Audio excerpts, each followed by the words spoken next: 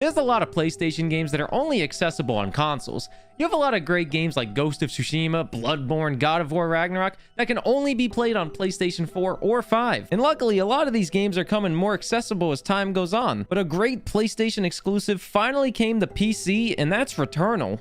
So, is it worth it? Well, let's quickly talk about the development life of the game and the time it was on PlayStation before we jump into what it is as a whole, just in case you don't know. The game was developed by a company called Housemarque, and they've been developing games since 1993 and have had multiple different names as a company, but never really had any major releases until Returnal, I'd say, unless you want to count the Angry Birds trilogy in 2012. But really, they've made a handful of games for a lot of different consoles and PC, but I'd say even looking at their website, Returnal is their proudest project. Now, Returnal was in development for more than 4 years, and with a release date of April 30th in 2021, you could assume it started development in 2016, as it was originally planned for a March 2021 release. It was in development well before the PlayStation 5 released, as it was first showcased during the PS5 reveal stream, and after Returnal's release, it received a free update called Ascension, which added co-op to the main story, and a new area called the Tower of Sisyphus, which is an endless battle trying to get the highest score possible, which I'll say is my favorite part of the game by a mile, but the story is still really good. And that free update launched March 25th of 2022,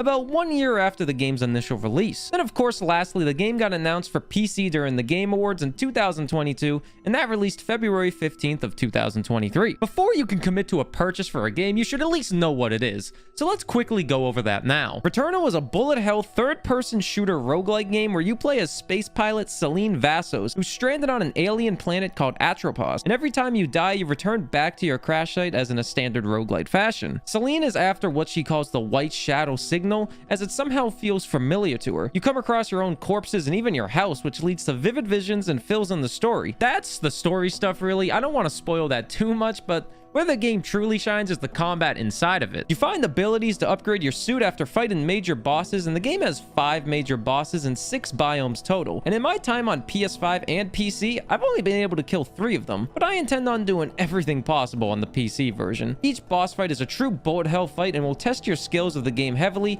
as each boss has 3 phases to it. Before you even find bosses though, you need to get through their biomes, and the biomes house all different types of rooms, which can lead to a lot of different items to gather and enemies to fight. But after beating a boss, you don't need to go through the entire biome again. But I'd still recommend it to gain as many items and upgrades as possible. Rooms can contain small puzzles where you need to time your dash to avoid a laser, large amounts of enemies that can drop obolite, which is an in-run currency to unlock items, and even find different weapons. There isn't too much variety with base weapons, but the potential with upgrades and the different effects a weapon can have still leads to a lot of fun. And no roguelite would be complete without some negatives, of course. You can gain malfunctions throughout the run, which negatively affect a random part of your character. For example, one malfunction I get a lot is fall damage being activated, but they're easy to break. Usually just requires killing enemies. And on top of malfunctions, you can also get parasites, which give you a positive buff and a negative enchantment. Runs also can take a bit and house a lot more fun things than I said, but I don't feel the need to go super into detail on every aspect in a run. You gain adrenaline levels for not taking damage, you gain more health, you get a lot of parasites, you upgrade your gun. Really, there's a lot to learn in this game, and it's really fun figuring out everything that this game has to offer.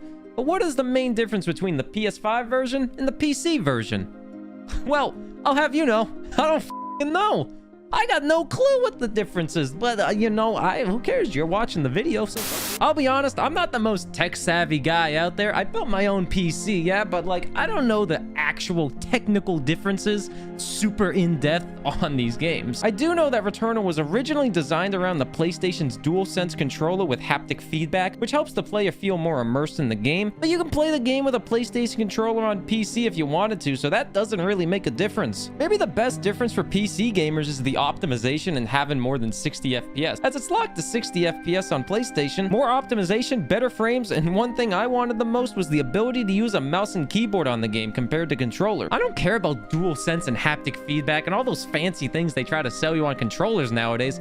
I just wanted to experience this game with a keyboard and mouse after playing it on PlayStation, and let me tell you, after playing with a keyboard and mouse, it feels so much better than playing it with a PlayStation controller. But one more important thing, and the main difference, is the price on PC. You could probably buy this game used for cheap, but in major retailers, this game still costs $70 or $80 if you're in Canada. Now, the PlayStation Store has it at $60, and so does Steam, but when the game initially came out, it was $70 without the DLC. So if you were waiting for this game on PC, the price is cheaper than the initial release, and you get more content. Now let's end this video with my experience on the PlayStation versus the PC. And obviously, the PlayStation price, I spent more money on this game on PlayStation than I did on PC. I've bought this game twice. PC, I spent about 70 bucks, Canadian dollars, of course. PlayStation, I spent about $100 because it was $80 plus taxes and all that crap. So I saved my money with the PC version. In terms of gameplay though, the game is silky smooth on PlayStation, and the cutscenes were also smooth as butter. On Steam, I noticed some frame drops here and there when there's a lot of enemies in a room, and the cutscenes did struggle at first, but they seem to get better later on in the story. But you also need to understand, everyone has their own custom PC, so how a game runs for me will run different for you. The frames for 99% of the gameplay are easily playable and don't drop, and that's me playing at 120 FPS while streaming and having a Google Chrome tab open. I'm sure without streaming, hell, without Google, it could look a lot better than it already does, and I'm on low graphics. I've been excited for this game to come to PC since it got announced, and if you're a fan of bullet hell, roguelite shooter action games, I highly suggest this one. If you beat the story, you can always play the Tower of Sisyphus or play the game with a friend. I plan on playing until I get all those Steam achievements and a nice high score. Thanks for watching this quick little video. I always appreciate it, you know that, and a huge shout out to the people that still support me on Patreon. I have been lazy with posting on there, so I'm sorry, but I appreciate the support. Like and subscribe and all that jazz if you liked the video, and I'll see you next time.